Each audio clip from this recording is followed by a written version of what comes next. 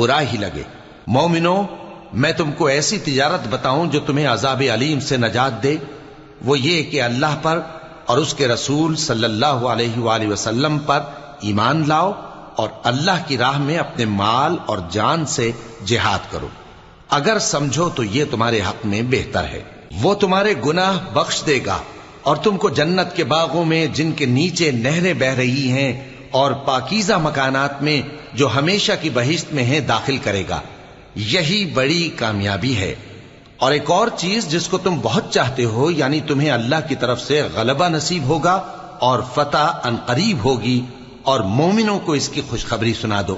مومنوں، اللہ کے مددگار ہو جاؤ، جیسے عیسیٰ ابن مریم نے حواریوں سے کہا تھا کہ بھلا کون ہے جو اللہ کی طرف بلانے میں میرے مددگار ہوں؟